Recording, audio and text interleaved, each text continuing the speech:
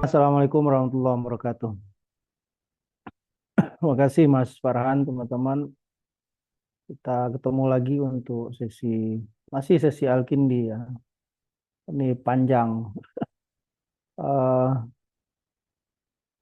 tapi ya enggak apa-apa kita pelan-pelan itu. Saya merasa pelan-pelan itu malah lebih lebih mendalam ya daripada satu sesi Alkindi, kemudian loncat ke Al-Farabi itu kayak kuliah S1. Jadi, eh, kita masih tentang epistemologi Alkindi. Bayangan saya ini sesi terakhir tentang epistemologi. Uh, lalu lalu nanti di pekan depan kita baru masuk ke etika ya.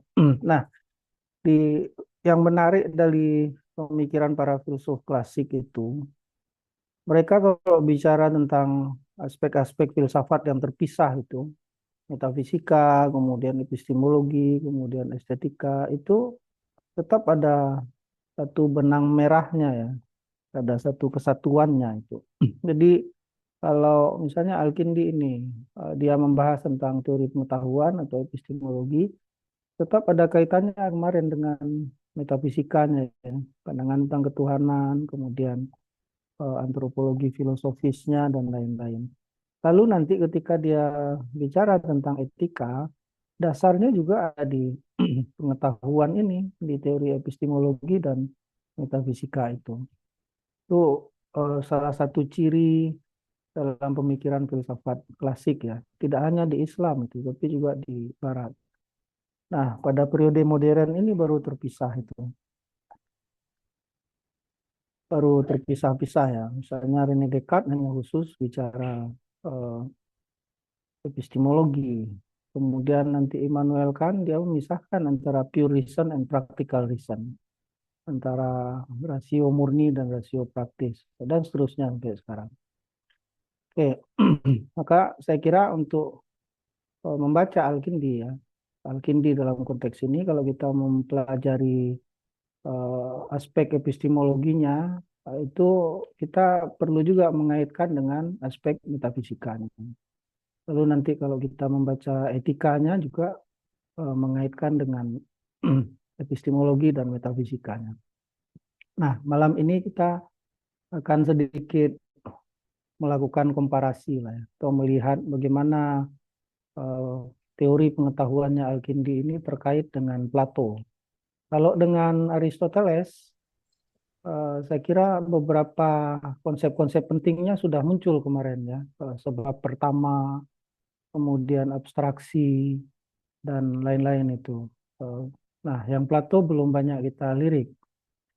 Eh, Ada problem yang saya ajukan begini. Sejauh mana Al-Kindi mengadopsi pandangan Plato tentang epistemologi? Kata kuncinya adalah adopsi. Jadi dalam kamus filsafat Islam yang klasik itu ada dua kata kunci yang penting. Pertama, adopsi, yang kedua adaptasi. Ini penting sekali. Jadi bagaimana seorang filsuf Muslim mengadopsi pandangan dari filsafat Yunani.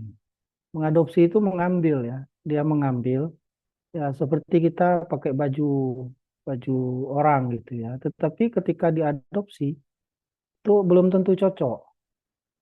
Maka ada langkah berikutnya, yaitu namanya adaptasi. Nah, adaptasi ini berarti penyesuaian. Bagaimana teori-teori atau konsep-konsep dalam pandangan filsafat Yunani itu, entah dari Plato, entah Aristoteles, atau Stoik, dan lain-lain itu, diselaraskan dengan pandangan Islam. Ini yang khas dari filsafat Islam klasik. Jadi geraknya itu di antara dua ini, adopsi dan adaptasi. Oke. Nanti kalau mau ini masih umum ya adopsi dan adaptasi. Nah, tapi kalau Mas mau lebih detail lagi nanti teman-teman bisa pakai kata kunci yang lain. Misalnya setelah diadaptasikan, ada variabel-variabel tertentu yang diislamisasikan oleh filsuf gitu ya. Misalnya Ibnu Sina, misalnya Al-Farabi ketika bicara tentang etika itu. Dia mengadopsi dari Plato, mengadaptasikannya dengan pandangan Islam, tetapi ada proses yang lebih detail dia lakukan islamisasi di situ. Nah, tapi untuk malam ini kita fokus ke dua kata kunci ini saja. Ada aspek-aspek tertentu dari pandangan epistemologi Plato yang diadopsi oleh Al-Kindi. Kemudian aspek-aspek tertentu itu dia adaptasikan dengan spektrum epistemologi Islam.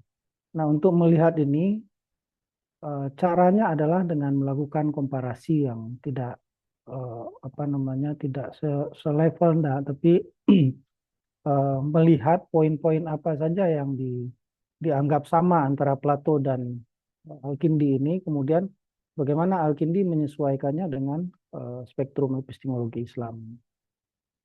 Tadi kita lihat titik temunya dulu ya, persamaan antara Al-Kindi dan Plato. Ada 5 titik temu yang saya lihat ini. Pertama tentang bagaimana keduanya memandang apa itu pengetahuan yang benar atau pengetahuan yang sifatnya sejati gitu. Yang kedua yang sudah kita bahas ya tentang universal dan partikular. Eh, Mahsusat dan makulat kemarin ya. Hal-hal yang partikular dan universal. Lalu kedua-duanya sama-sama terlihat melakukan kritik atau ada keberatannya terhadap model pengetahuan indrawi. Yang ketiga, yang berikutnya tentang jiwa dan tubuh. Terakhir, bagaimana relasi antara pengetahuan dan penyempurnaan jiwa. Secara umum sama ini, tapi ada detailnya yang berbeda. Kita lihat satu-satu. Pertama tentang pengetahuan sejati. Kalau kita mencermati pandangan Plato, Plato itu kan terkenal dengan seorang filsuf idealis ya. Dia ada kata kunci dari dia itu dunia ide. Nah, dunia ide itu dunia yang ideal. Nah, oleh karena itu dia disebut sebagai filsuf idealis tadi. Nah, dalam soal apa itu pengetahuan yang sejati atau pengetahuan yang hakiki atau yang benar itu, Plato membedakan antara dua konsep ya, dua hal. Pertama apa yang dia sebut sebagai epistem ini, lalu yang kedua apa yang dia sebut sebagai doksa. Ini bukan istilah dia sebenarnya ya, tapi sudah lazim pada masa itu, cuman memang di karya-karya Plato banyak sekali muncul itu, epistem dan doksa. Epistem itu pengetahuan sejati, pengetahuan yang benar lah. Atau dalam kategori epistemologi modern ini pengetahuan yang sudah dibuktikan validitasnya. Itu epistem dia disebut dulu, episteme ya. Nanti eh, secara konseptual epistem itu tidak hanya merujuk kepada epistemologi ya, nanti di perkembangan kajian filsafat barat modern, misalnya di Michel Foucault dia menyebut epistem juga ya, epistem itu kerangka berpikir kata dia. Jadi eh, apa tidak bisa kita katakan epistem itu mesti epistemologi. Yang kedua, kalau dalam konteks Plato tadi ya, epistem itu pengetahuan yang sejati atau pengetahuan yang sudah dibuktikan validitasnya. Yang kedua ada istilah doksa. Doksa itu doksa ya, bukan dosa, X. Doksa. Doksa itu opini.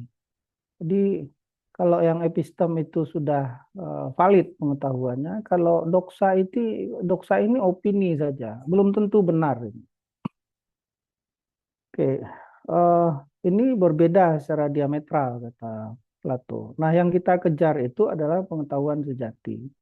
Kalau opini menurut siapa, menurut Farhan, menurut Azkia itu opini itu atau menurut Iqbal itu ya, menurut Ghazali, menurut Kusairi itu opini itu belum tentu benar itu. Kalau dalam kerangka ini ya, maka kita bisa menyebutnya itu sebagai doksa. Nah, konsep doksa ini juga konsep yang tidak hanya ada di Plato. Tetapi sampai dalam kajian sosiologi modern kita akan menemukan konsep ini. Misalnya dalam Pierre Bourdieu, dia menggunakan doksa juga. Doksa itu eh, sebagai pengetahuan ya secara substantif hampir mirip dengan Plato ya. Kebiasaan-kebiasaan yang sudah dianggap benar, sudah dianggap normal oleh masyarakat kata dia. Itu doksa itu. Nah, kata Plato, episteme itu atau pengetahuan sejati itu hanya bisa diperoleh lewat rasio, akal kata dia. Disinilah mengapa Plato ini sering disebut sebagai seorang rasionalis ya. Berbeda dengan uh, muridnya itu Aristoteles itu. Aristoteles kan sering disebut sebagai seorang empiris ya. Kalau Plato pengetahuan sejati itu diperoleh lewat akal, lewat rasio, bukan lewat indera. Oke, bukan lewat indera. Ini model pertentangan antara rasionalisme dan empirisme ya. Di dua sesi yang lalu kalau tidak salah sudah kita bahas itu. Kenapa kok begitu? Mengapa kok pandangan Plato lebih menekankan superioritas akal? Menurut dia, indera kita itu tidak stabil ya, berubah. Apa yang kita lihat hari ini belum tentu sama dengan hasil penglihatan kita terhadap objek yang sama kalau kita melihatnya besok. Jadi sama-sama objeknya, tapi kalau kita lihat di waktu yang berbeda, hasil penglihatannya juga akan berbeda. Jadi itulah indera itu. Panca indera ya, sensibel, hal-hal yang bisa eh, ditangkap secara indrawi. Nah, karena indera ini terbatas, maka tidak akan bisa mengantarkan kepada pengetahuan sejati. Tetapi indera itu hanya bisa sampai kepada apa yang dia sebut sebagai opini, doksa. Itulah perbedaan pengetahuan yang sejati dan eh, yang opini tadi. Nah, Al-Kindi punya pola yang sama soal pengetahuan sejati ini. Cuman dia tidak mengatakan bahwasannya eh, apa akal itu atau dia tidak mengatakan bahwasanya indera itu betul-betul tidak menghasilkan pengetahuan dah. Tetapi kalau Al-Kindi menurut dia memang pertama sekali pengetahuan kita itu bersifat indrawi. Jadi tidak yang bekerja itu tidak langsung rasio, tetapi yang bekerja pertama sekali, instrumen pengetahuan di dalam diri kita yang bekerja pertama sekali itu kalau menurut Al-Kindi adalah indera. Mirip-mirip siapa namanya Immanuel Kant ya. Di indera memberikan hasil pengalamannya kepada kita ditangkap oleh rasio. Jadi pengetahuan sejati itu ditangkap oleh indera, tetapi pengetahuan pertama sekali ya ditangkap oleh indera, tapi kemudian rasio melampaui indera itu untuk menghasilkan, untuk bisa sampai kepada pengetahuan yang bersifat uh, sejati, ya, pengetahuan yang valid itu. Nah, disinilah letak bedanya antara apa yang disebut oleh Al-Kindi sebagai sensible dan intelligible itu. Al-mahsusat dan al-makulat itu ya. Sensible itu adalah objek-objek indrawi, eh, kemudian intelligible itu objek-objek universal yang sifatnya konseptual, imaterial. Sederhananya kan kalau kita melihat pohon di luar, okay, pohonnya itu mahsusat, itu sensibel, bisa dilihat. Tetapi setelah kita melihat pohon, itu di dalam pikiran kita ada form, ada bentuk pohon gitu ya. Nah, itu yang form atau bentuk pohon itulah yang makulat itu. Nah, cuman kata kata Al-Kindi ya, kalau Al-Kindi tidak akan ada itu makulat tanpa ada mahsusat. Kita tidak akan bisa sampai kepada konteks pembicaraan tentang hal-hal yang bersifat universal itu kalau tidak dimulai dari yang partikular. Nah, ini eh, perbedaan pertama sudah kelihatan ya. Sama-sama dia membahas tentang konsep pengetahuan sejati, sama-sama menempatkan akal sebagai lebih superior daripada indera, tetapi dua tokoh ini menempatkan eh, indera pada posisi yang berbeda. Saya kira ini menarik ya. Kalau si Plato kan tidak terlalu membedakan mana yang sensible dan intelligible. Nah, sementara kalau Al-Kindi dan para filsuf Muslim klasik itu kelihatan sekali membedakannya. Jadi kita melihat pohon tadi misalnya, pohonnya kelihatan, tetapi di dalam pikiran kita ada wujud aswari itu ya istilahnya, wujud yang tergambar di dalam pikiran kita, itulah dia form atau bentuk dari intelligible itu. Nah, jadi kalau Al-Kindi meskipun rasio lebih tinggi daripada indera, tetapi rasio tidak akan bisa bekerja kalau tidak ada pengalaman indrawi. Nah, saya kira ini penting ya untuk kita melakukan uh, untuk dasar melakukan penelitian ya. Karena biasanya teman-teman yang suka membaca filsafat itu lebih senang membahas persoalan-persoalan yang bersifat intelligible itu. Konseptual itu ya, konseptual enggak kelihatan bendanya mana. Jadi kalau mengacu kepada Al-Kindi ini, coba perlu juga kita berangkat dari hal-hal yang bersifat sensibel. Jadi ada materinya. Ya kalau mau meneliti tentang tesis mahasiswa S2 ya ada tesisnya yang dibaca itu. Jangan bicara soal demokrasi bla bla bla yang sifatnya semuanya konseptual itu ya. Intelligible semuanya, tidak ada data empiriknya. Itu eh, jadi larinya nanti ke dunia idenya Plato nanti kan yang dihasilkan jangan-jangan hanya doksa itu. Oke, itu yang pertama soal pengetahuan sejati. Yang kedua, tentang universal dan partikular.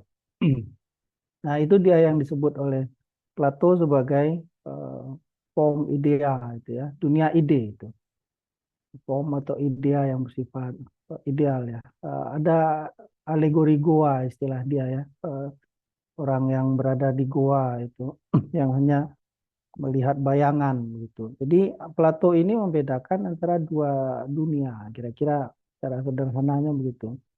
Di dunia yang sifatnya ideal dan dunia yang sifatnya bayangan atau tiruan dari yang ideal. Nah, kita ini hidup di dunia yang bersifat tiruan. Kita mengandaikan ada diri kita yang ideal, tetapi kita terperangkap di jasad kita yang tidak ideal.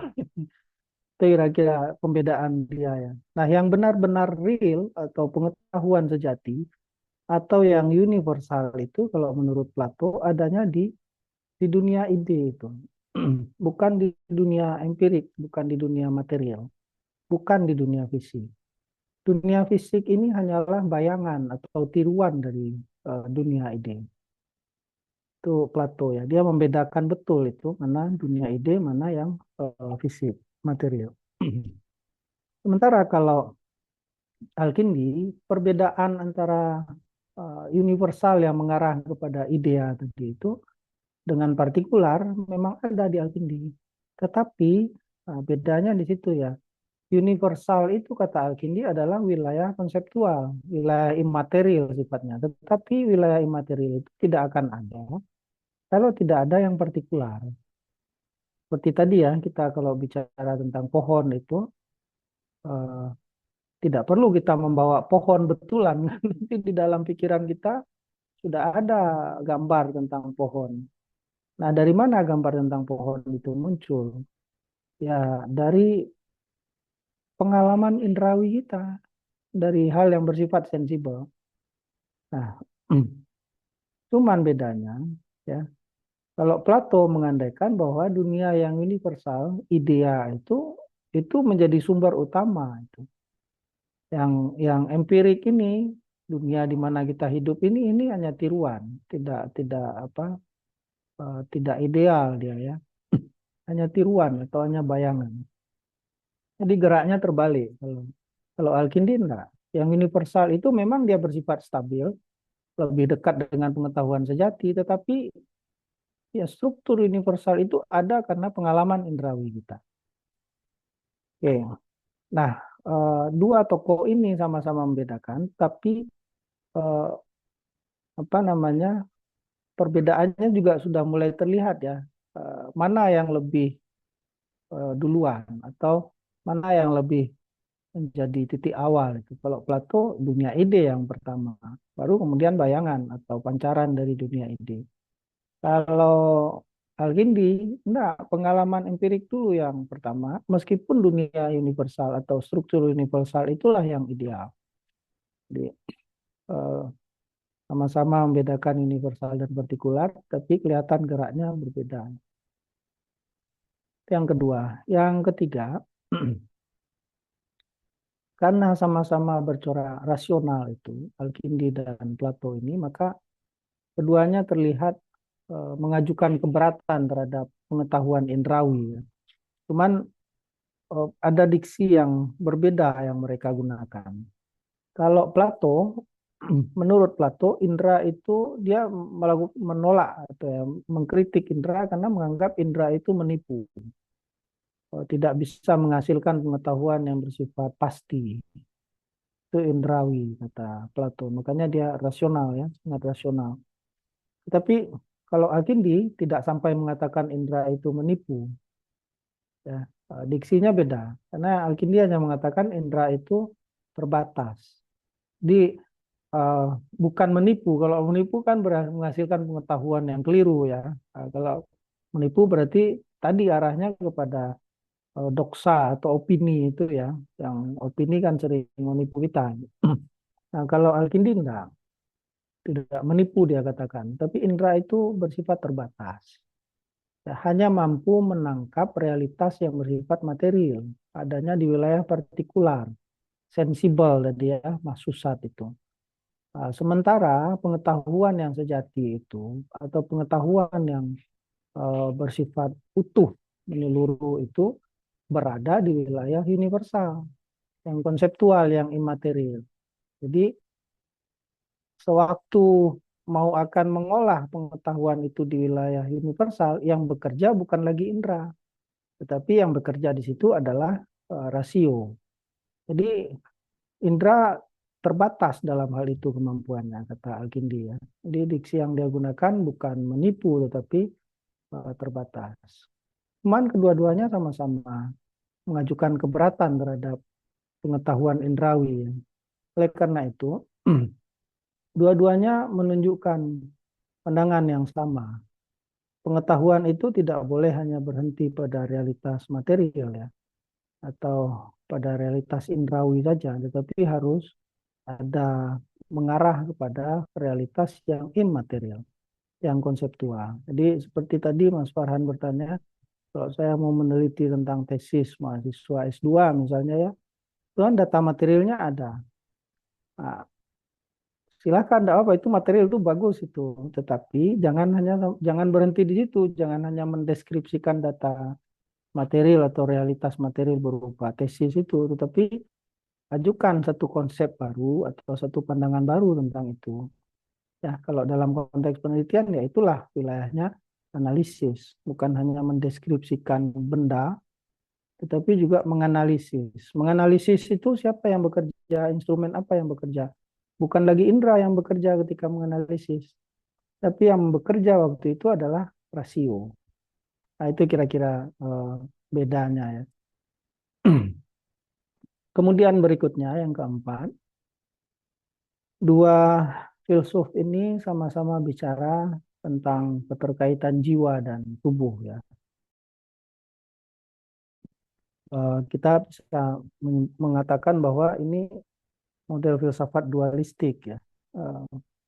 Tubuh dualisme itu adalah pandangan yang menyebutkan bahwa diri kita ini terdiri dari dua unsur. Ada unsur jiwa yang bersifat immaterial, kemudian ada unsur tubuh yang bersifat material. Jiwa itu kalau orang Indonesia bilangnya nyawa ya, nyawa atau sufi lebih para sufi lebih senang menggunakan istilah ruh gitu, ruh. Kalau filsuf biasanya makanya nafas atau jiwa. Yang kedua unsur tubuh. Jadi ada orang yang mengatakan dia terjebak pada tubuh yang keliru. Jadi jiwanya maskulin tapi tubuhnya feminin, itu berada pada tubuh yang tidak tepat. Kadang kan ada yang mengatakan gitu. Tapi itu menunjukkan pandangan dualisme. Jadi bahwa tubuh jiwa diri manusia itu terdiri dari jiwa dan tubuh. Plato dan Al-Kindi menganut paham ini, dualisme, bukan monisme. Kalau monisme satu kesatuan. Kata Plato, di antara dua unsur ini mana yang lebih superior atau mana yang lebih tinggi kedudukannya. Sama keduanya menempatkan jiwa sebagai unsur yang berkedudukan lebih tinggi daripada tubuh. Mengapa kok jiwa lebih tinggi daripada tubuh? Karena jiwa lebih dekat pada dunia intelligible ya. Kalau versinya Plato ya dunia ide itu. Yang mampu mengakses pengetahuan sejati itu ya jiwa. Jadi Plato ini pemuja jiwa ya. Kalau manusia modern kan pemuja tubuh ya. Lebih mementingkan tubuh kalau orang-orang modern itu. Gimana caranya supaya badannya kekar ya, sehat terus, kelihatan ganteng, kelihatan cantik, itu pemuja-pemuja tubuh itu. Jadi non platonik kalau begitu. Tapi kalau yang platonik ini dia lebih mengedepankan, lebih penting jiwanya, mengolah jiwa. Al-Kindi juga begitu. Punya pandangan yang sama, jiwa itu bercorak imaterial, lebih superior daripada tubuh dan bersifat rasional. Apa maksudnya rasional bagi Al-Kindi? Jiwa itu terutama rasio ya, sebagai bagian dari jiwa bertugas menerima pengalaman dari instrumen indrawi, kemudian mengolahnya lalu memahami. Jadi yang melakukan proses mental ini, pengalaman, kemudian pengolahan, pengetahuan, memahami argumen-argumen itu bukan indera, tetapi instrumen yang bekerja di situ adalah rasio atau akal. Oleh karena itu kata Al-Kindi, subjek pengetahuan terutama itu adalah jiwa atau akal istilah dia ya, akal atau intelek yang kita bahas kemarin. Nah, itu bagian dari jiwa bukan bagian dari tubuh. Tubuh punya instrumen sendiri, instrumen indrawi. Kita mengenalnya sebagai panca indera. Oke, terakhir yang terlihat sama dari dua filsuf ini adalah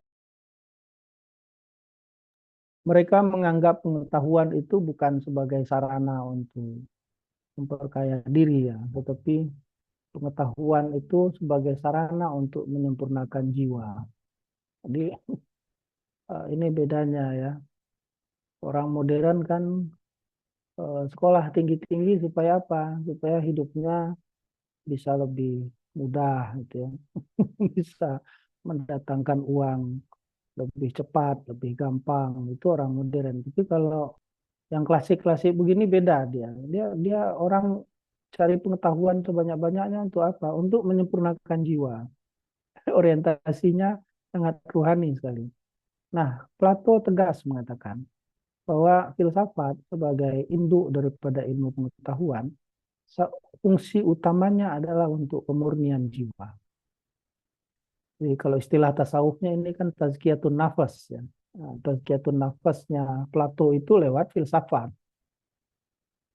Nah, apa gunanya? Agar manusia mampu mencapai kebenaran tertinggi yang ada di dunia ide tadi itu. Sehingga uh, dia bisa keluar dari ketidaktahuan. Nah, dalam konteks jiwanya Plato ini, ya kita akan bertemu juga nanti di topik tentang etika nih ya.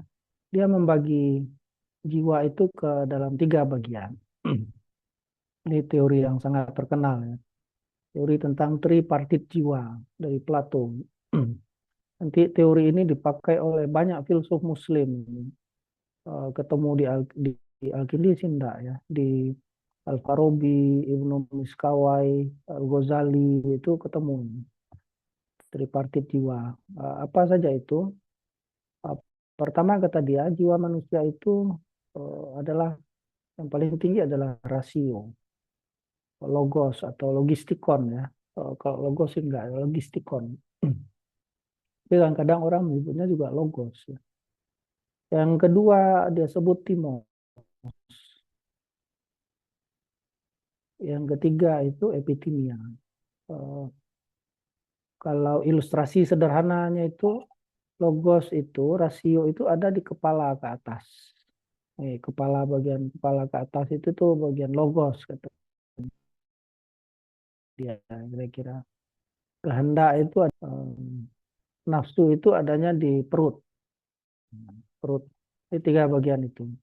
Ada Prof. Musa Asy'ari bilang bukan timos itu epitimia itu ya yang disebut Plato itu bukan hanya perut, tapi perut dan di bawah perut kata kata Pak Musada itu ditulis dulu di Kompas itu. Jadi yang mana yang lebih penting daripada tiga bagian jiwa ini? Kalau Plato yang memimpin atau yang lebih penting itu adalah rasio.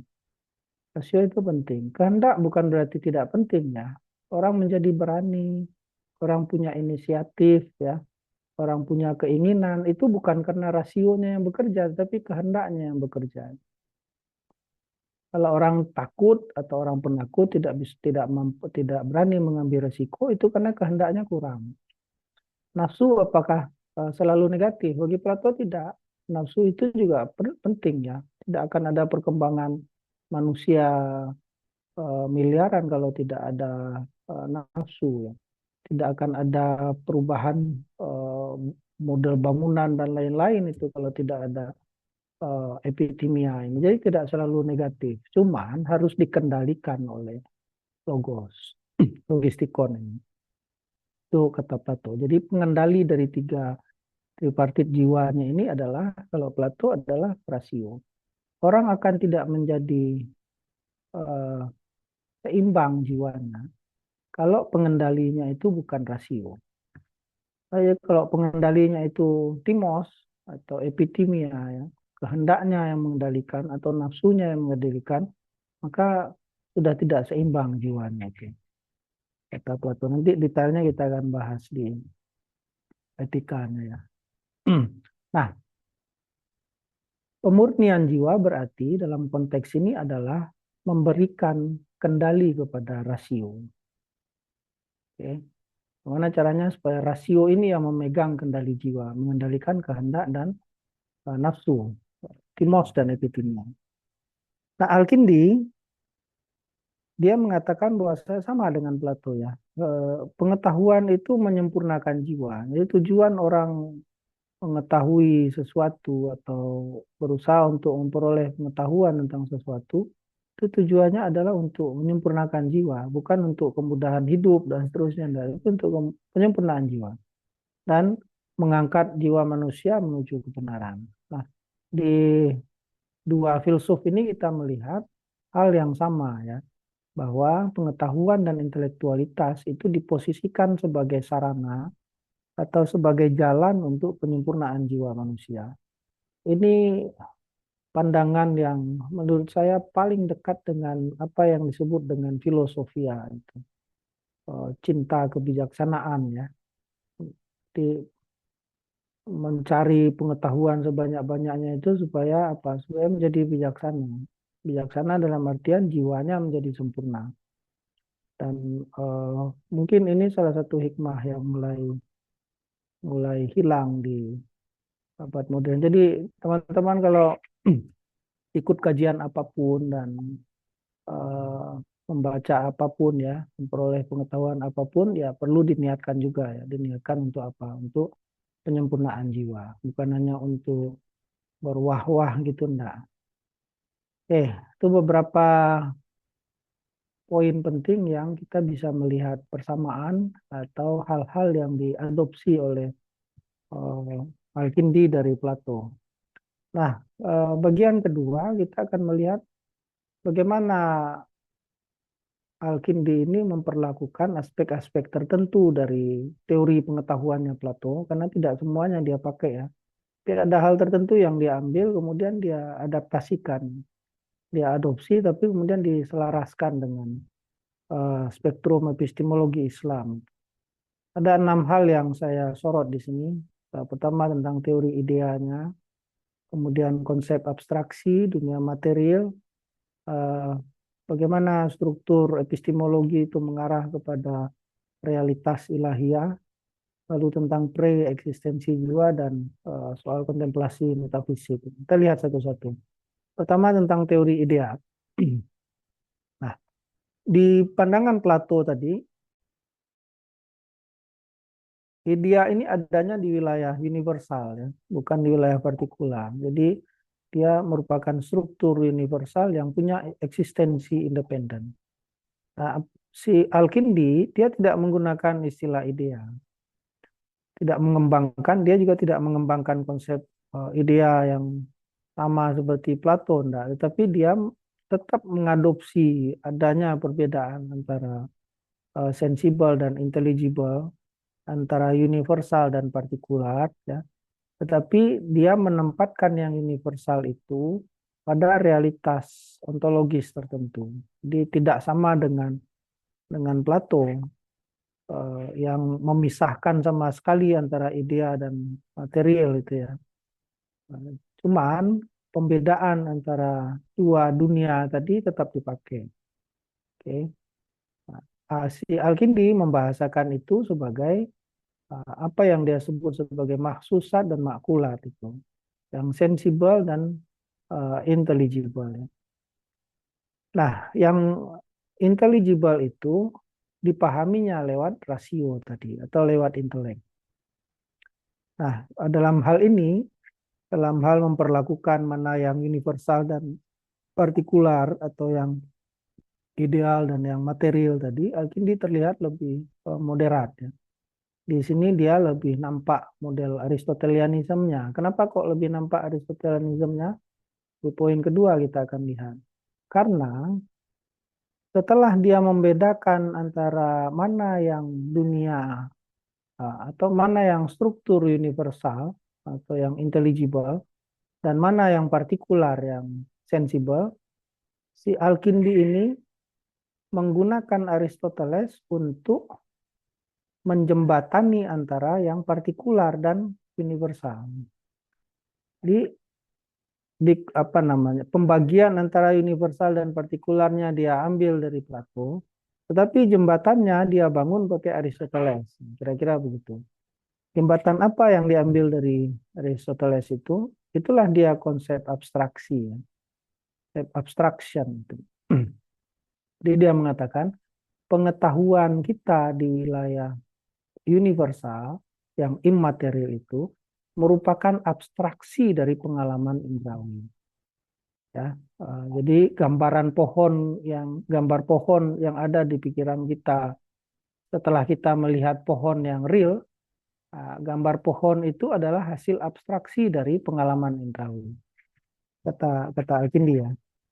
Maka proses pengetahuannya bagi Al-Kindi yang menjembatani antara dunia empirik dan wilayah konseptual yang universal tadi itu adalah proses abstraksi ini.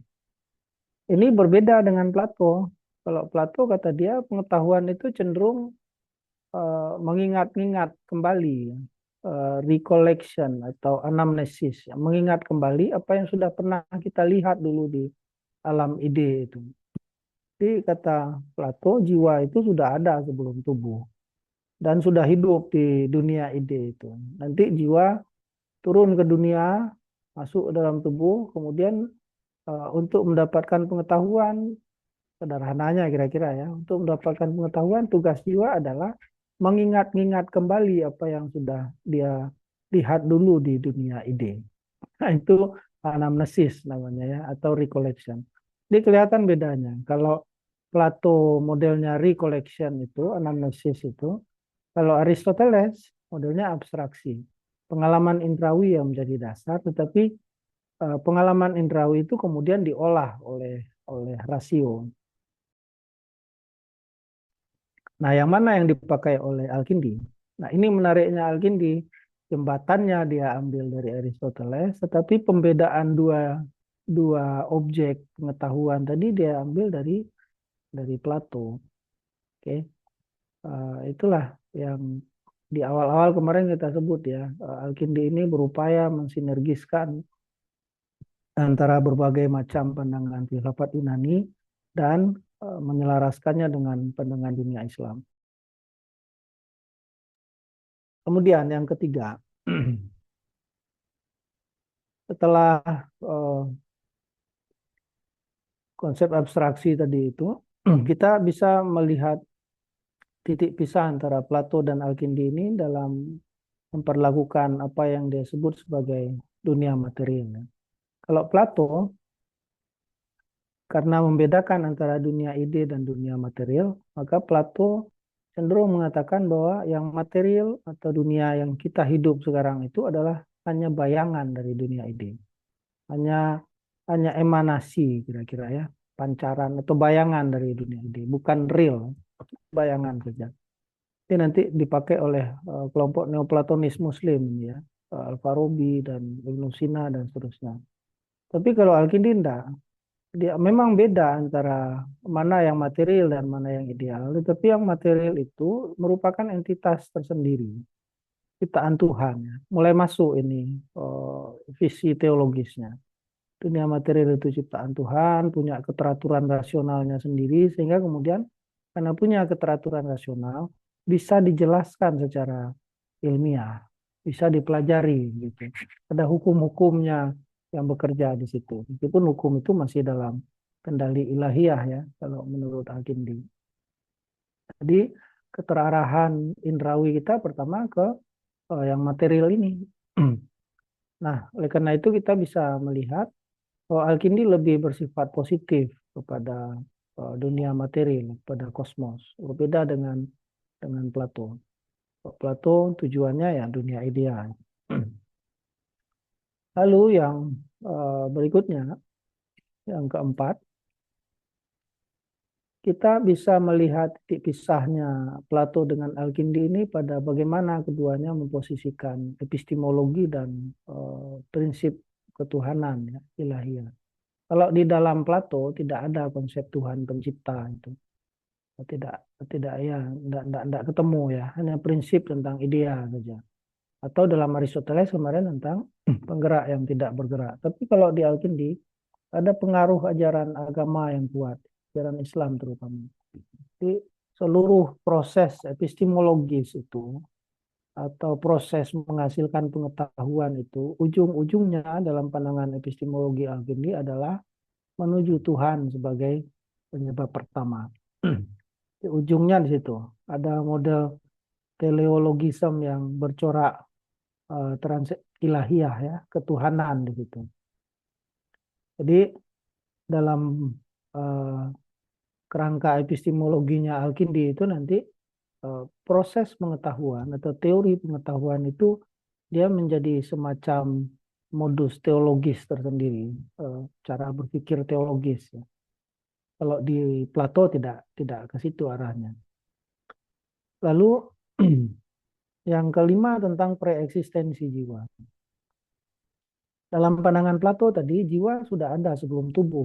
Jiwa ini hidupnya dulu di dunia ide tadi. Maka kemudian ketika sudah bersatu dengan tubuh, tugasnya jiwa adalah mengingat kembali apa yang sudah pernah dia temukan dulu di dunia ide. Kalau Al-Kindi enggak.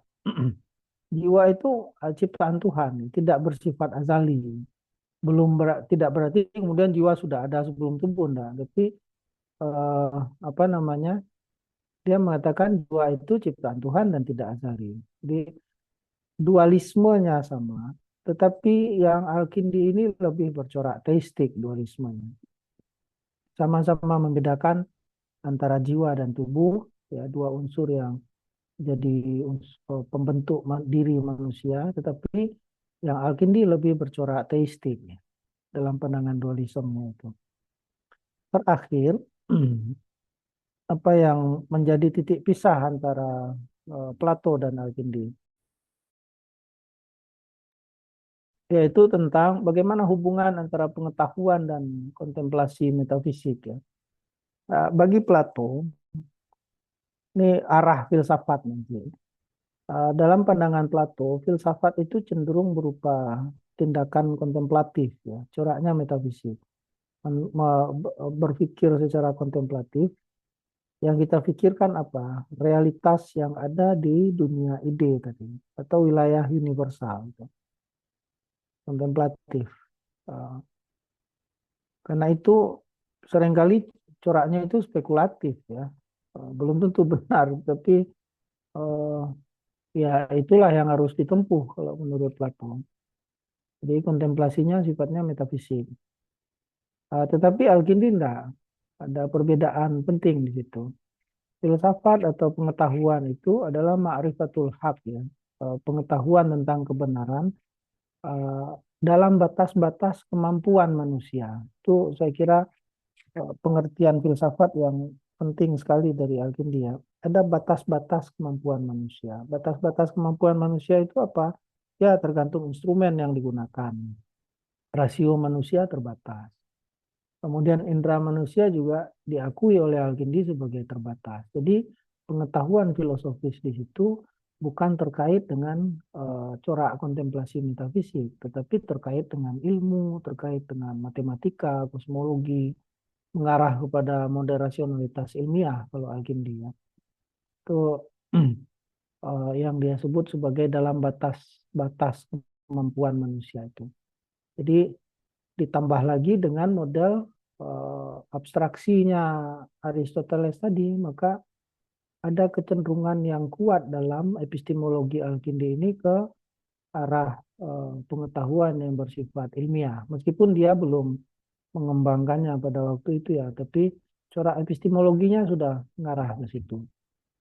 Itu yang bagaimana hubungan antara pengetahuan dan kontemplasi metafisik. Nah, kira-kira itu poin-poin perbedaannya ya. Ini tabel ringkasannya tentang sumber pengetahuan, kemudian indera, bagaimana keduanya memperlakukan realitas universal itu, proses mengetahui sampai soal tujuan pengetahuan. Jadi saya kira ini ringkasan ya. Bisa menjadi acuan untuk teman-teman nanti untuk melihat bagian mana sih yang diadopsi oleh Al-Kindi ya, kemudian dia adaptasikan dengan spektrum epistemologi Islam itu. Misalnya soal sumber pengetahuan sama-sama menempatkan akal sebagai superior. Sama-sama melihat indera sebagai menolak ya, melakukan penolakan terhadap indera. Tetapi cara pandang keduanya terhadap indera beda. Kalau Plato menganggap indera itu rendah, kalau Al-Kindi tidak menganggap rendah, hanya indera itu punya keterbatasan. Lalu soal universal, si Plato mengarah kepada dunia ide tadi ya. Eh, Dunia ide itu realitas yang independen, tersendiri dari dunia material. Kalau Al-Kindi tidak, dunia ide atau apa yang disebut oleh Plato sebagai dunia ide itu adalah struktur universal. Dari mana munculnya itu? Hal-hal yang bersifat konseptual itu dari hasil abstraksi intelektual kita. Pengalaman indrawi kita justru yang berperan di situ. Yang pertama sekali berperan. Nah, proses mengetahuinya juga berbeda ya. Kalau Plato model mengingat-ingat kembali, kalau Al-Kindi abstraksi dan seterusnya ini. Nah, apa insight penting yang bisa kita simpulkan? Jadi kalau mau teman-teman mau nulis satu artikel artikel pendek lah kira-kira ya. Atau mau dikembangkan jadi skripsi atau tesis juga bisa saya kira. Pertama, Plato memang berpengaruh kepada Al-Kindi. Kita bisa melihat corak Platonisme dalam pemikiran epistemologi Al-Kindi ya, terutama pada aspek apa? Penghargaan tinggi terhadap rasio, kemudian keterarahan kepada struktur universal itu hal-hal yang pada pemikiran Al-Kindi kita bisa menemukan pengaruh Plato di situ, termasuk pandangan tentang jiwa. Tetapi ada hal penting ya, dia mengadopsi Plato di sini. Tapi eh, pandangan tentang mekanisme pengetahuan, kemudian bagaimana pengetahuan itu mengarah kepada struktur metafisik tertentu, eh, Al-Kindi ini mulai nampak meninggalkan Plato. Tapi dia mulai bergerak ke arah model Aristotelian dan teologi Islam. Jadi di sini proses adopsinya, di sini proses adaptasinya dan sekaligus mendialogkannya dengan Aristoteles. Ini model yang insight penting ya, dari Plato dan Al-Kindi. Nah, kalau mau dibangun menjadi semacam tesis statement, kita bisa membahasakannya begini. Saya buat dua model tesis statement. Yang pertama ini yang kedua. Yang pertama, Al-Kindi mewarisi intelektualisme Plato atau idealisme Plato ya diwarisi, dia adopsi itu, yakni keyakinan bahwa pengetahuan sejati itu bersifat universal dan intelektual. Jadi, pengetahuan sejati itu berkenaan dengan struktur universal, pengetahuan konseptual. Hal-hal yang empirik itu penting dalam konteks tertentu ya. Bagi Al-Kindi itu sebagai langkah untuk mencermati realitas dulu, kemudian baru dipikirkan secara kognitif. Kalau beda dengan Plato yang menganggap itu hanya bayangan ya. Tetapi Al-Kindi ini menolak konsep penting Plato tentang idea. Konsep yang bagaimana idea yang terpisah sama sekali dengan realitas empirik, atau yang mengatakan bahwa idea itu hanya bayangan yang material itu hanya bayangan dari dunia idea. Nah, di sini dia menggantikannya dengan teori abstraksi. Abstraksi ini dari mana dia ambil? Dari Aristoteles ya. Dan kemudian menyesuaikannya atau menyelaraskannya dengan kerangka epistemologi Islam. Nah, dengan tesis statement ini sudah bisa kita kembangkan ya kepada variabel-variabel tadi. Bagaimana konsepnya tentang universal dan partikular, bagaimana proses intelektual pengetahuan sejati itu seperti apa ya. Di bagian mana dia membedakan antara yang ideal dan yang material itu dan seterusnya. Tahu kalau yang mau lebih detail begini. Epistemologi Al-Kindi menunjukkan pengaruh idealisme Platonis, terutama pada tiga hal ya, penekanan superioritas pada keutamaan akal daripada indera, kemudian pengetahuan sejati itu berkenaan dengan struktur yang universal, yang imaterial, lalu yang mencerap pengetahuan sejati itu adalah jiwa, di superioritas jiwa atas tubuh. Tapi dia berbeda dengan Plato. Di mana letak bedanya? Dia tidak menerima teori ideanya Plato. Kemudian dia menggunakan metode abstraksi yang sangat Aristotelian untuk menjelaskan proses pengetahuan dan menempatkan, ini yang penting ya, menempatkan seluruh proses pengetahuan atau seluruh proses epistemologi itu dalam kerangka tauhid dan penciptaan. Ini model epistemologi Islam, mengarah kepada tauhid. Mau tidak mau memang dalam kajian epistemologi yang bercorak Islami itu endingnya di sini. Meskipun ini konsep yang dibuat oleh teolog ya, tapi dalam epistemologi dia berguna untuk menjelaskan kemana arah dari proses pengetahuan dalam dunia Islam. Nah, dari proses adopsi dan adaptasi serta perbedaan dan persamaan ini kita bisa menyimpulkan bahwasanya Al-Kindi ini dia platonik ya. Bisa disebut sebagai pengikut Plato tetapi bukan platonis murni ya. Berbeda nanti dengan Al-Farabi dan Ibnu Sina. Dia mengambil beberapa elemen pemikiran dari Plato, tapi kemudian juga memadukannya dengan atau mendialogkannya dengan Aristoteles. Abstraksi, sebab pertama, pandangan tentang ruh, tentang jiwa, maaf, dan seterusnya yang sudah kita bahas sebelumnya ya. Memadukan dengan Aristotelianisme, lalu menyesuaikannya dengan kerangka epistemologi Islam. Ini udah jadi satu tesis statement. Tinggal diajukan data untuk menguatkan tesis ini, jadi tesis beneran nanti gitu. Kalau kesulitan dari materi tesis, ini aja kan dipakai.